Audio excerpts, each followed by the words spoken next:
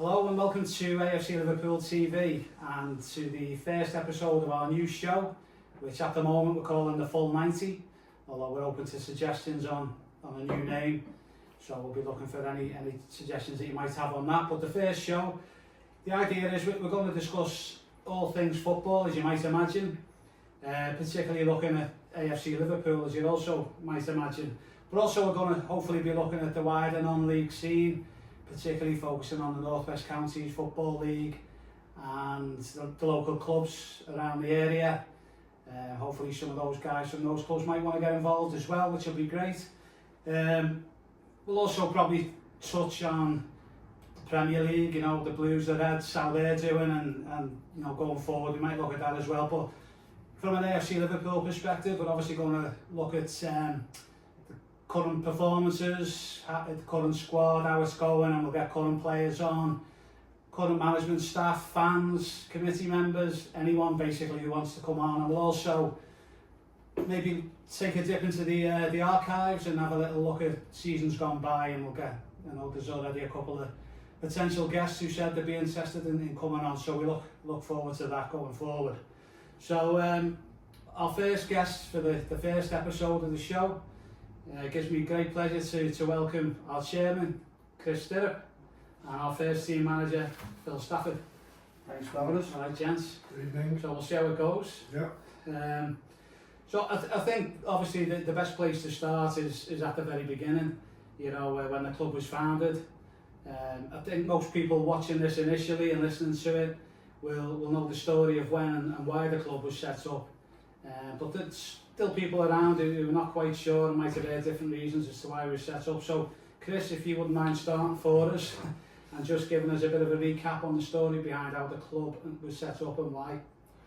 Okay, so the club was set up in 2008. The reason behind it was that at the time the Premier League were looking to bring in a 39th Premier League game, just a normal fixtures part of the league to, but it wouldn't be played here. I mean, they'd have like Liverpool versus Fulham, but being played in Singapore, Man United versus Everton being played in LA, but just as a normal league game, and that kind of highlighted more than ever that top flight football isn't really about the supporters. It's a business basically, and at the time we decided, well, you know, there needs to be more for supporters, so we decided to set up our own club, and however many years on, here we are still going, because you know the club is for supporters. It's how they want it to be. It's there for them to do as they please, and you know the fact that we're still going and other fan-owned clubs are still going says there must be a market for it, and you know non-league has picked up over the last couple of years, especially since COVID. Yeah. So I think the fact that we are still going and the reasons that we come about with souls, you know, it wasn't a protest against Liverpool at the time. It was a protest against the way the Premier League and the TV companies were taking top flight football, and that idea hasn't gone away. By the way, it's still knocking about. You see these things with like Super Leagues and all that, but there is still the idea of a 39th Premier League game being played wherever. Yeah, absolutely. And as you say, I still can't believe that people think that it was set up as a protest against the club, you know, and that, you know, that we might still be a protest club against Liverpool FC, which it couldn't be further from the truth. You know, I think there's 3 season tickets holders sitting in the room here, and you know, as I say, it couldn't be further from the truth. So, but we went straight into the North West Counties Football League. How did we manage that?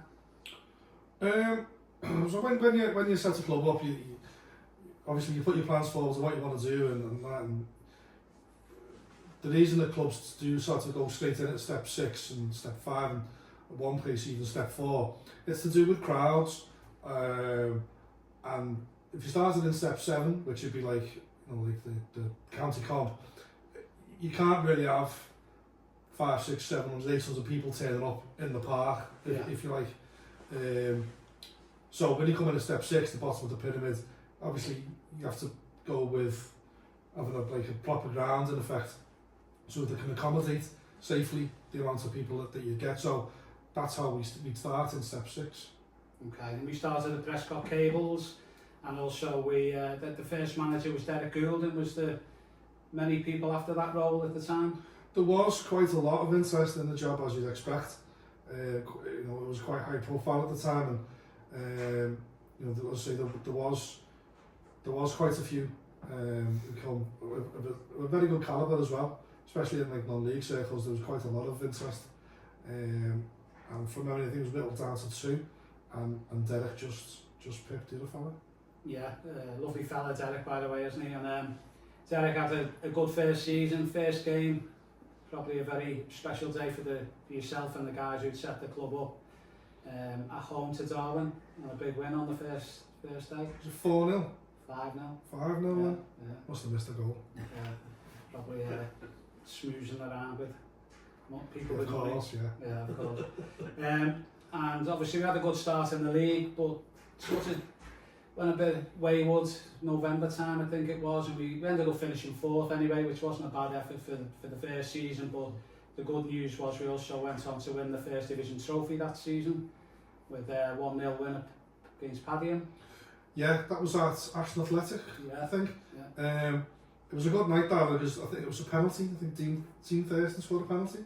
And I think Dean scored, but I think Sheridan was it Ian Sheridan, is it? Yeah. I think he might have missed a pen actually.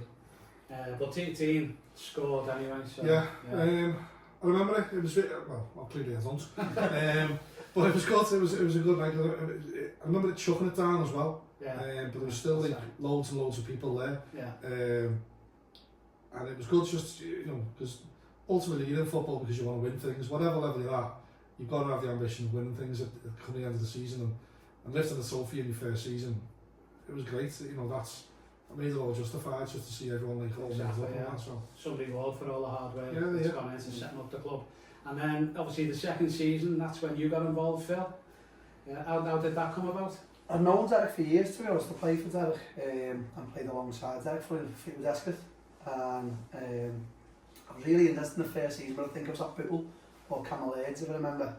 And then I got the phone call in the summer, and I was made up. Andy Olsen it was who actually made the phone call to me saying Derek was after your number and would you be interested, and lo and behold, he ended up there, and the rest is history. Brilliant, yeah. And you soon became a big favourite of the fans.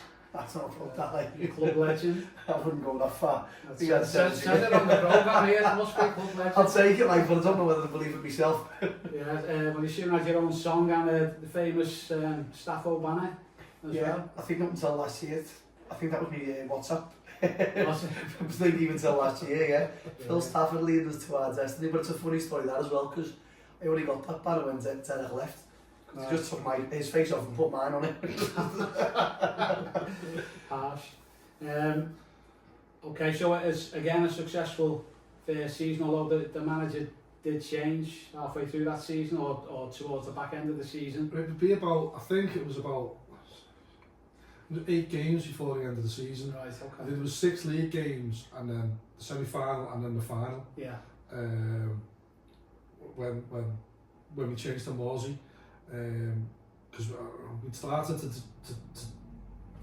drop off massively. Yeah. And then we had to have a talk with Derek, and then the outcome was that it was I think, what was the phrase he used to use, sort of, I think both sides sort of agreed that it's not working. Mutual consent. Yeah, mutual consent, that's the one I was looking for.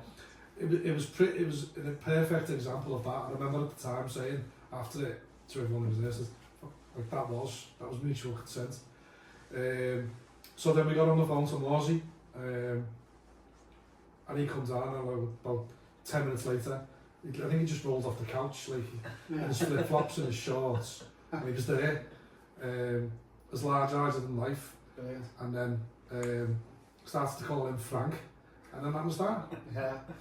Excellent. So obviously playing under different managers, you couldn't get much difference, I don't think, between Derek and Morsey, could you? No, absolutely not. I think the thing with Derek was he was very composed, very assured, and tactically really good.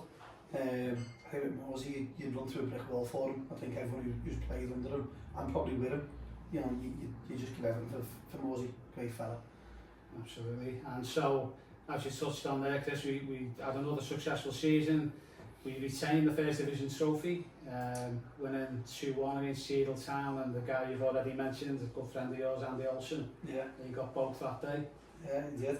Andy was a proper nine, an old school nine, great in the air, movement was good, he was intelligent, bring players into the game and get himself in the box.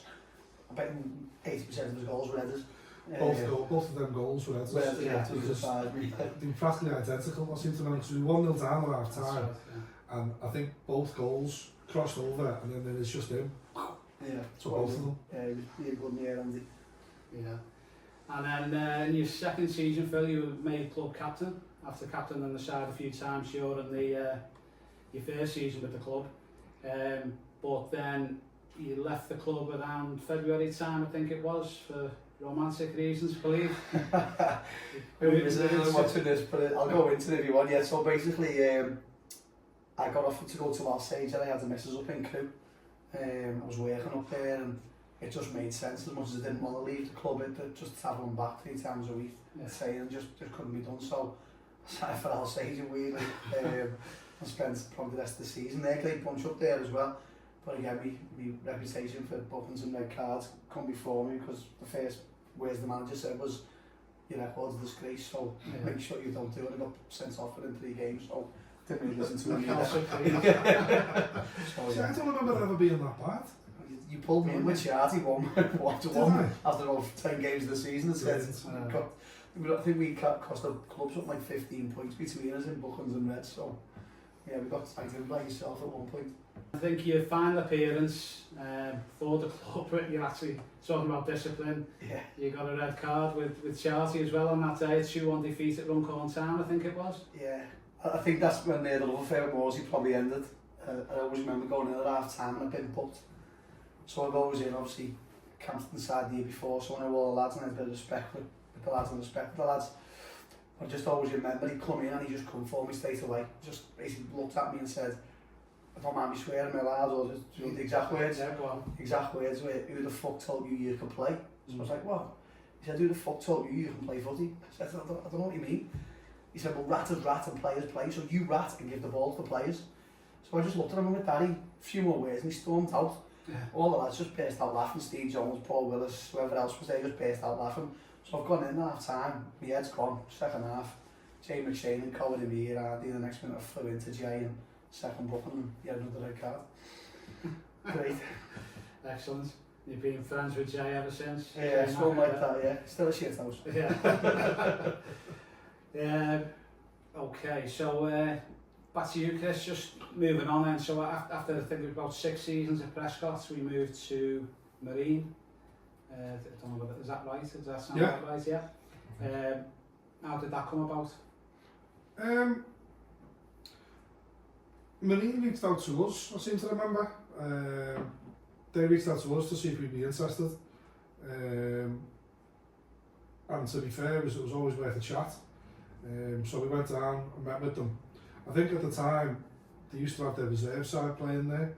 And then I think it moved for whatever reason, so they were looking to fill that gap. So they approached us to see if we'd be interested, so only worth going down and having a chat. And to be fair, I think what we were paying at the time was like 20 quid more to move to Marine. So we had to think about it, thought, well, why not take a gamble, let's see what happens. Yeah. And we did. Yeah, and it worked out pretty well. I would have thought myself, you know, all things considered, I think we've had a good spell there. Obviously there's moves coming up, but we'll touch on that a bit later. But jumping ahead, it's obviously been no secret, or it was no secret, that you wanted to get Staffo in as manager at the club for quite a while, and for one reason or another it hadn't quite happened. So how did you eventually pin him down? I didn't. I woke up one morning and there was a text off him saying, am I hearing right? And I was thinking, what are you talking about? So then he texted back and said, what are you on about? And he said, like Matt Potter had spoken to Skem. I was like, I don't know nothing about it. Yeah. So I took the rest of the day to try and find out what the script was. And then eventually found out the script. And that was that then, wasn't it? It was just a case of, well, okay, the timing's right, finally. So then I spoke to yourself and everyone else, And you're still sucking on? Something else a courtesy. Cheers. Yeah, so obviously, Staffo, you'd made the decision to move into management sometime prior to that. Tell us a little bit about your background. Yeah, okay, so I was 32, picking up Knox, playing for McGull under Joycey in the West Cheshire, getting on a little bit and feeling everyone, and then Joycey left and then Stigger, who was the next manager, left, and I was the captain. They didn't want to do another change externally, so they offered me the job, and lucky enough we went and won the league in the first year, won the cup, won the Bill Waite Memorial, we won the 3 of them. And Remicha come knocking on the door and said, would you be interested? And I asked McGull if they'd matched the ambition of Remy and step into counties football. At the time the answer was no. So for me it was a no-brainer. I was 33, 32, I wanted to move up and see how far I could go into management. And obviously I've been in the counties all my life, so it just made sense. I had two, three really good seasons at Remy. Went in there after 9 games, on 11 points. First season we finished 9th. Second season was 7th, and then we were top of the league in February the following year. And Sean Lee, the goalie, played for AFC. Yeah. Another story, we were away at Sandbach, and I think we were about 8 points clear in the league. And we're in the shower, and Leahy drops a tile on his toe. Basically, he's a window cleaner. So he puts a compo claim in and wouldn't play for us for the last 8 weeks of the season. We ended up finishing third. It was a massive part of it, and what we were doing, do you know what I mean? It was brilliant for us. It was brilliant. We finished third that season, ended up getting beat by City Liverpool in the playoff final. Then moved on to Bootle. Joe Doring got in touch and said, would you do a joint management? And then would you take that all yourself? After I stepped down, which was, weirdly enough, Alan Hansen reached out to me that year. Yeah. But I was already agreed to go to Bootle. So we sat down and had a chat, didn't we? But I just couldn't go back on me agreement with Bootle. We were about a week too late. Yeah. Because like, obviously I'd seen what Phil had done at McGull, then at Remy, and we kind of thought that what was going to happen happened, and we sort of spoke about it, but then he'd gone to Bootle, and then all of a sudden it was too late, and it was like, oh, yeah. So we never got what we wanted then. But I mean, to be fair, in the end, it's all right. Yeah. I'll be honest with you, the lads who probably watching will do watch this, like Steve Jones, Ryan Cox, and all that. It was the reason we got the sack, or they'll say after the reason we got the sack, but whatever, one way or the other, I ended up getting the sack, and right, well, mutual consent, we'll call it again. But yeah, I stepped away from the club, and I had a good break out, to be honest, and I was enjoying the break. And then the message you did, and I was like, is this right? Because I think I was ready to go back into management, and then here we are now. Yeah, I remember listening to you on, what was that podcast you went on with Nick? Stay from the off. Well, yeah, that's a brilliant podcast, by the way. I wish that was still going, but anyway. I don't know why I got on that, because there's some great players on that too. But it was some good stories on that, but yeah, I remember listening to you on that, and I don't think it was long after COVID actually. No, it wasn't. And you said it would take something, you know, special if you want, or something, you know, that really entice you to get back into it. Yeah, I actually said to my missus, to be honest, at the time, so the only club I'd go back into management for would be AFC. Yeah. So obviously, I think I was struggling a bit more than I let on with Chris, but I was like, is this right? I've been a rumour. So it was a job I wanted, like I said, and I was ready to go back in after 5 years out, so it worked out well, yeah. Very good. So you're coming up towards the end of the second season now, 2 games to go. Last season we finished 14th on 59 points. This season with 2 games to go, we're on 64 points, so a bit of an improvement there. We could still finish anywhere between 8th and 15th at the moment. It's that tight. So how do you think it's gone so far? How have you found it? I think it's been tough. I think unfortunately we've had 2 rebuilds in the 2 seasons. When we first come in, obviously Matt had gone to Skem and was chasing the same players that had been in the AFC, and we lost 6 or 7 then. And then we had a similar thing again in the summer with Jack, where we lost 2 or 3, 4 or 5. So we've almost had two rebuilds, and I think now, the group we've got now, they're just a pleasure to work with. They're a young group. If you look what they were 18 months ago, when we've done the first rebuild, when they come out to the Father Academies, and they've had no experience at this level. Now they've had the exposure, and they've had the 60, 70 games. They're like a different group of lads. You know, I'm not saying we're capable of beating anyone. I just can't believe we're doing the podcast on the back of a 6-1 defeat. But well timed. We'll let that out. Yeah, but no, like I said, I think the progression's there. It's a young group. The average age is about 20 if we take Parker out of it. So you know, it's all positive. It's all good at the minute. Yeah, so, and obviously it's important that you've got a good management team around you.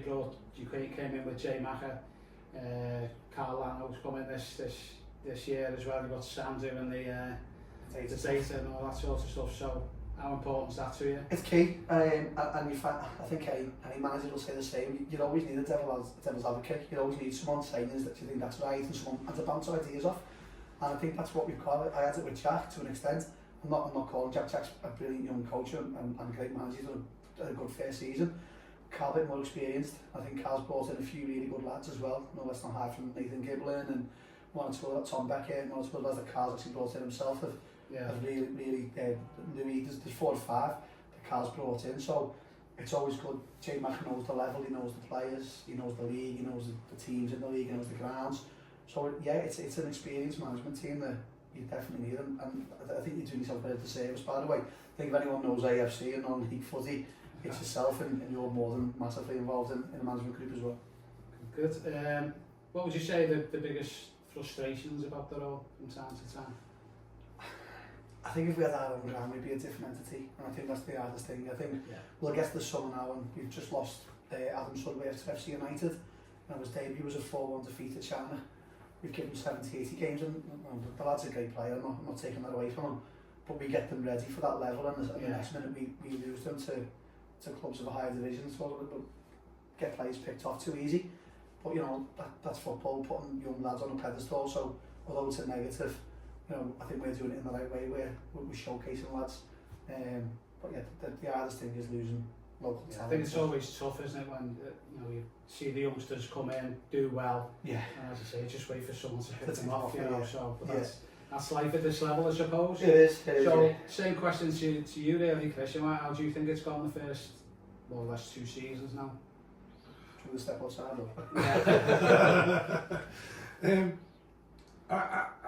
To be honest, it's been like a breath of fresh air. I've enjoyed it. You know, I think there was a lot of, like I said, I think it was the last AGM or the one before. I was getting very tired of it. Through no one's fault, just because I've done it for so long, and you know, I was getting frustrated at my own limitations as well. But then when we brought Phil in, it was like a breath of fresh air for me. It's given me a bit of enjoyment back, and I wanted like do my best for him, because we've got a lot of time for him. And what he's brought, I think, you know, like playing wise, I think like last season, you know, we'd have pretty much in every game a good, like say a good half maybe. This season it's becoming a good 60 minutes, and it's building every, you know, hopefully it carries on to do that, because you can see that like some of the players that are there now, you can see that they're going to be really, really good, and you know, and I want to see that continue for us. I don't want to, like Phil says, you don't want to see them go on to be world beaters, whatever. Why not take us that far? That is a frustrating thing, but I'll say for the last 2 seasons, I have enjoyed it a lot more. You know, it's given me, like, you know, because I get frustrated in my own limitations. I wish I could do this, I wish I could do that. Yeah. But it gives me the thing, well, okay, if I can't do it, how can I get someone, or what do we need to do to get that?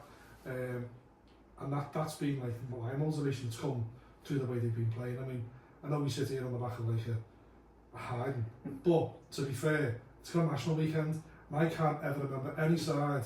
If you look at all the results for all the Merseyside sides over the weekend, they all got turned over, or they drew. None of them won, because they either go out on the Friday to the races, or they're there on the Saturday. And that happens every single year without fail. Yeah.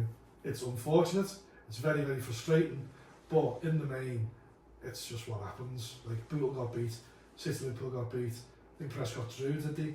I'm not sure. Marine went all that way and got beat. Yeah. So these things happen. It's that weekend, it always happens. Yeah. And I think with having a young squad, as you've said, I think, you know, it is a learning curve. We have had a couple of heavy defeats at home this season. Yeah. But that's the league, though. If you look across the league, it's not a fault of ours. That just seems to be like, we've gone to places and given teams a good hiding. Exactly. You know, teams across the league have always like this season especially, because it's a big league. You know, let's have it right. There's 24 teams in it, and a lot of teams, like you said before, between 15th and 8th with 2 games left, you can't pick where you're going to be. That's because that many teams are all the same sort of level and that. And team, you know, we can get beat 6-1, but the next one will go wherever and win by the same score. And that's the same for most teams in this division. Yeah. And let's not forget, we went to the West District, we put 4 past them and beat them. Yeah. So, you know. Same with Chatty. I think Yeah. we put 7 past us, we put 6 past them. 5 past them. So it's the level of the league. So, I mean, this is the hardest league. This step is the hardest one to get out of. I don't care what anyone says. No, of all the football players, this is the hardest one. There's a lot of big hitters who show that. But as much as they're capable of putting 6 past you, you can put 7 past them. Yeah, absolutely, yeah. So, obviously we're pretty pleased with the progress, but we've just recently announced that from next season we'll be playing our home games at the Berry Street Garage Stadium, home of Bootle FC, after a ground sharing agreement was signed with them. How much is the club looking forward to that? Yeah, I mean, I think it changes as good as the rest, as they say, isn't it? And I think for us, I think it'll be really, really good. Hopefully it'll be the last time we move before into our own ground. But you know, I think like, hopefully we know from experience that moving that there isn't, touch wood, there's not the drop off in support. We hopefully make new friends and get new experiences and be able to pick their brains and they can pick ours, and hopefully we can progress as we have been, and maybe a bit more. Yeah. Ultimately, you know, I don't think anyone wants it to leave Marine, but business is business, as they say. So there's not much not a lot else we can say about that. Yeah. So, you know, as good as the people at Marine have been to us over the seasons, and you know, without them we'd have been lost.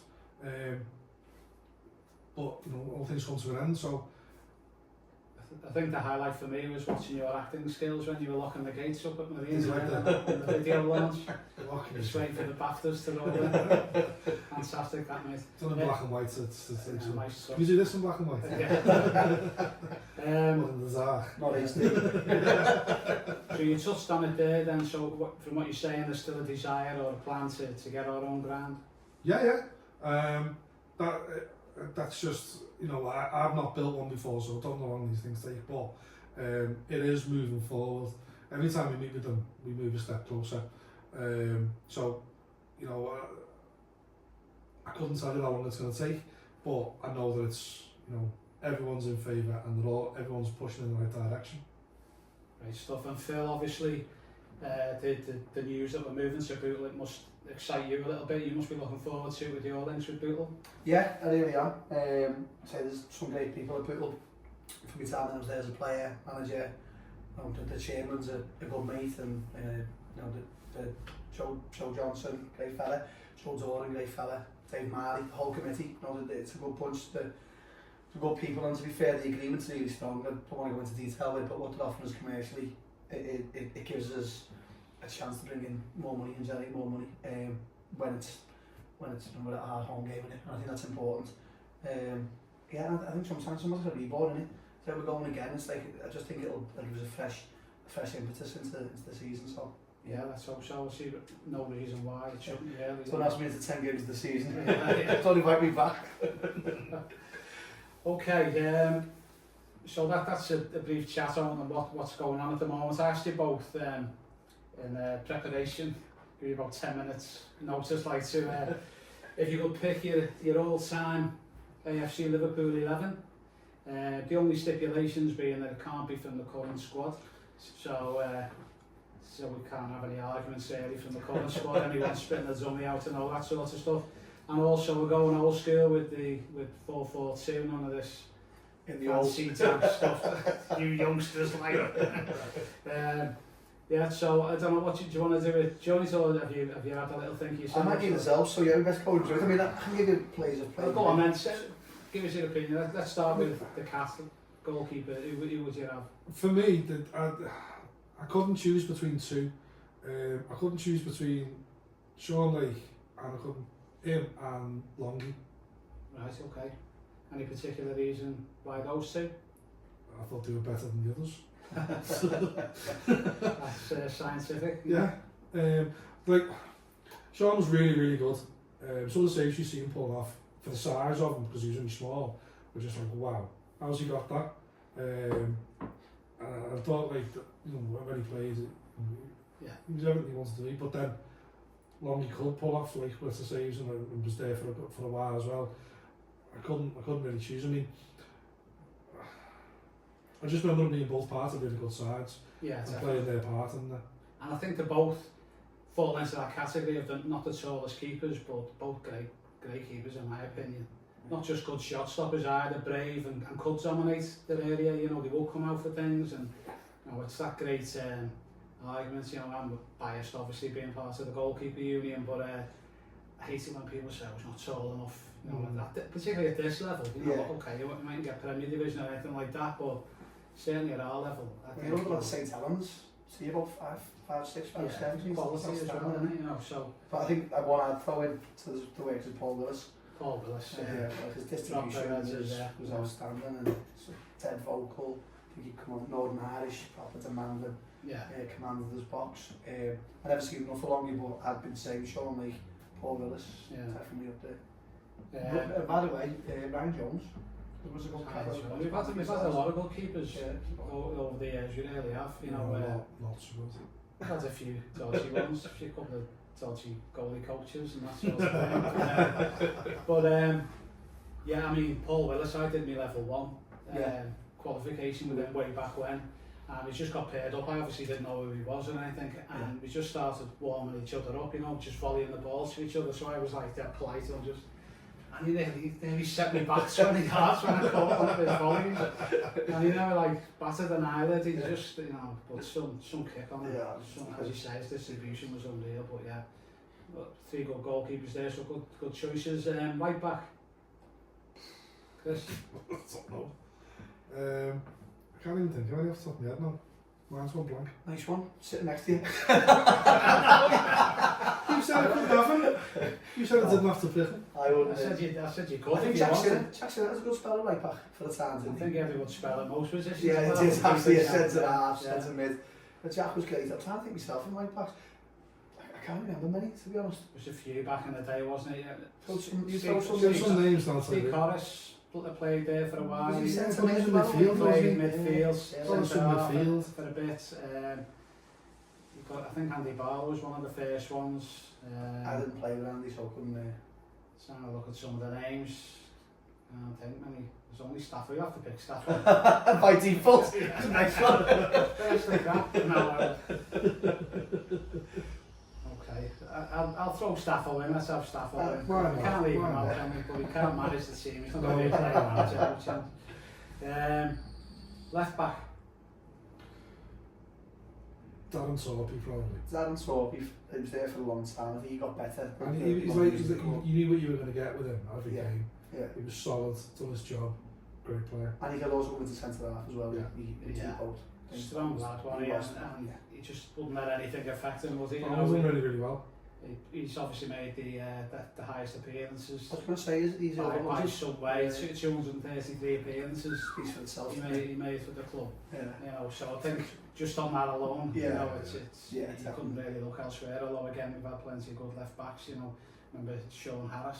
Sean Harris was a good player. Yeah, see, I thought about him, but whether you play him at left back or in left midfield, but then. I think maybe left back, you know, he never stopped running, did he? He was just still playing now, especially for FC Liverpool now. Yeah. He's still playing well as well. Yeah, he is still a unit. Yeah. Okay, you're having as your centre back pairing then? Liam Coyne. Yeah, absolutely. So Liam was the first, not the first captain, but he lifted the trophy. Yeah, he lifted the trophy, didn't he, in that first season? Yeah, come in and halfway through the season maybe. Yeah, fair. And he was a Man United supporter, wasn't he? Big Liam, but I wasn't going to tell him. What was the song about Captains of Mango? I can't remember the song, but I remember they getting sang a plausible way. I couldn't remember it. I'm sure someone will tell us. We had 2 free bastards, our captains. Is that what it was? Yeah. Well, he yeah, as you say, sort of big units. He was a proper non-league centre-half, wasn't he? He was one of them rolled your sleeves up, wasn't he? Yeah, Just he wasn't a go technically through great everything. player, was he? But You you didn't beat him. You knew for a fact he was winning every header. Yeah, absolutely, yeah. Got a few goals as well. Yeah. Who you're having alongside him then? There's loads, isn't there? Really, Andy Brown was good in his day. Obviously, he had a few games for us. You must know some more. You've got a list I there. thought Jack Stirrup was Jack great Mason, in myself, but again, you could have him. Any His position. biggest downfall was that he played everywhere, as Yeah. I said Yeah. earlier. There's a few lads, like I said before, like Steve Corris as well was another one. Steve Yeah, was Steve a Corris. solid player. He did. Steve Kluski done right there when he was there. No, not a long time though. You know who played the first couple of seasons that did well for us and scored a few goals? It was Mark Bloxham. Oh, Yeah. Blochholm was a good player. Yeah, Yeah. great player. He was a footballer. They accommodated each other well, didn't Yeah, he? He was a bit of a your dog and let you carry it, and he was your player really. You know who else I think's worth a shout, although he's a bit of a loose cannon if he doesn't River mind me Humphreys. saying it, time. River Humphreys. He was brilliant. What a player, when his mind was on it. But again, Do you know what? you play him anyway. I Fantastic. mean, I He haven't could seen him in play goal. right We never had a goal in. Yeah. It was He's a better like back than me, so you can take me out. was it, I think it was Wigan Robin Park. He went in goal because the goalkeeper at the time threw it in. Told Morsey to stick it up his arse and stomped off the pitch. So River went in goal.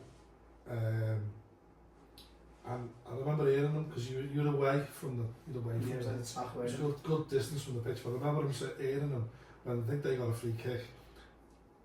He just said to the centre forward, "You come near me and I'm going to break your back." Right? And I never had any goals in after that. Because the centre forward thought, he probably will. So, but he's done really, really well even in goal. Yeah, he's a good player, very good. He won the street football challenge thing, didn't he? Rooney thing. Yeah. He was on it, wasn't he? I don't know. Second. What- Second. Second. Yeah. But Yeah, he was a yeah, player. brilliant player. So go on then, final decision on that then. We've thrown a few names about who you're having alongside Liam. If they've had as many appearances as all Peter beat him, Yeah. I think Mark Bloxham had a good few appearances. I don't think he had that many. 2 seasons maybe. Yeah, I'm not too sure off the top of my head, but If you had to just pick them just on their own, I'd pick River off the two. yeah. Yeah. Agree with that, Phil, Yeah, just don't tell Andy Brown because I'll get a text off him. Brown is quality, He was very Brown is good, quality, you know, yeah, and he was. some of his heated debates with Morsey were legends here as well. But no, great player, Anthony. Okay, let's go for right side. I wouldn't play there. I wouldn't play 4-4-2 if I hadn't. Oh no, I think he knows. Let's just pretend. No, I'm not going to put him there actually. I think, like, to be fair, the front lot, you can just reel off 6 players and just try and fit them in. Because there was that many that Come on then, let's start you with the right couldn't- side. because you couldn't Someone's going to say leave someone Charty, off. you won't speak to anyone ever again. Charty will Charty definitely will be happy. Chartinho, you'll tell Charty's what the moment. Was it Whitley Bay? Scored the goal Bay. of the day. Bars, yeah, we Absolutely got stuff that fantastic. day, didn't Yeah, we? we did. Whitley Bay with a hell of a side. I think we were 1-0 down at half time. I remember thinking, these are going to come all the way to us in this week. We get something here. But then that was the end of that. But he scored the best goal that He day. scored was it a free kick or just a shot? No, it was just a shot for 30 yards or something. Brilliant, like that. yeah. And that was the day that I was talking about Darren Torpy giving him some praise. He went in goal, He went in didn't he? goal, didn't he? We can see with about 4. Yeah. So, but yeah, he definitely wasn't a keeper. Quality left back, but. So we're going for Chelsea, are we? I'm trying to think what- Some good players.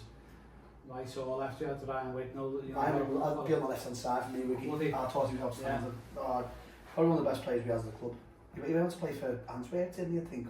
He played for quite a Sporting, few, Belgium, he ended up back in Marine, didn't he, at one point? I think. You mentioned as well. Going back to us, there was quite a few. Like Steve Williams in midfield was really, really good. Yeah. Todd Bamber. Tom Ham was great. He'd be a 10 of them. Then you had like Lawless, John Lawless. Ryan Cox, Steve Jones. He was who was thinking about the right hand side, but I think you wasted out there. You want him in the 10 or the 9, don't you? Or you're 9 in your team. 2 9s. Callum scored there. Yeah. You know, Yeah. I know it's hard, chaps, but you're going to have to... Carl Gollanell was another one. I wonder it takes you so long to pick a team. Don't tell Lawrence. Edit that out, please. So come on, we've got to make some decisions. Right side. We've gone, I don't know what we've gone right down like yesterday, haven't we? What Yeah. about like we kind of the current squad, but people probably say Tom Douglas would be in for a shout down the right hand side in a good season with us, didn't he? Yeah, he did. Tom done really well, as did Jesse. Yeah, Jesse was a good player. To be honest, you could pick 4 or 5 That's what I mean. sides, Yeah. and it's the Quite same a when you lot. talk about any team, and Yeah. you know this There's formation, that formation, this player, that player. But Going forward, like over the years, it's been like a luxury. You wanted like quality players, like Ronnie Morgan plays as well. There's been so many. It's been so many. We've been like sport for riches. So come on then. Right hand side. How many appeals did Charlie have? Oh, you keep asking me this. I haven't got it in front of me. Just shouldn't make a difference really, but just throw him in if you think he's. I think he would never. They wouldn't let me have a time, he didn't. Go on then. Come on then. Your own safety. Go on. Yeah. Chelsea, I'm happy to put Chelsea in. Go on, left. Ryan Wiggins. Ryan Wiggins. Yeah. Who you having in the middle? Loads of good contenders. I'll throw a couple of names. You know, Go on. favourites of yours. You know, he wasn't there when you were at AFC. I think he might have played for you at Bootle. Liam Loch. Liam Loch was outstanding. He'd been the first one. Yeah. Quality. Whatever he brought to it, it doesn't matter as a captain, as a Yeah. player, he was just, he's special. Yeah. I think he was still playing till last year at Everton. He got his knee injury. Yeah. But That's he was right, yeah. outstanding. What a great player. Liam would definitely put under 2. So who would you have alongside?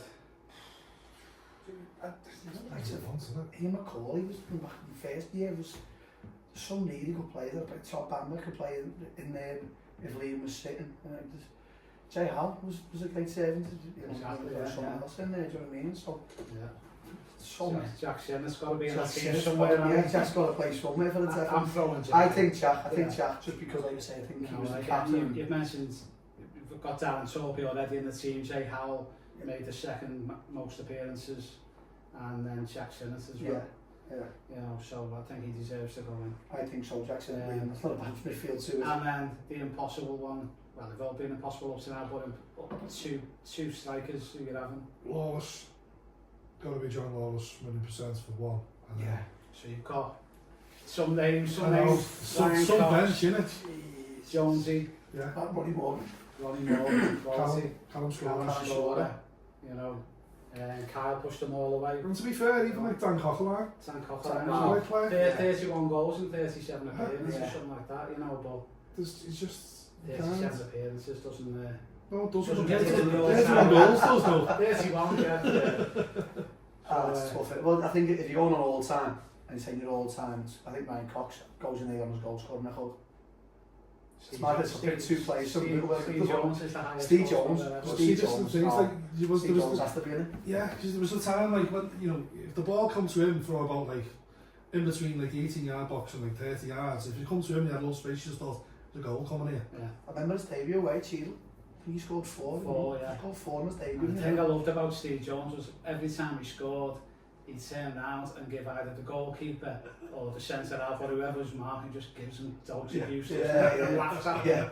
And I just jokes off. He Yeah, spent the rest of the that's game moaning with everyone else. Yeah, he had a dead stare. He didn't put it to his foot. He was the worst player. He just looked like what? You know what I mean? What a But player. yeah. Do you remember that goal he scored at Blackpool? Yes.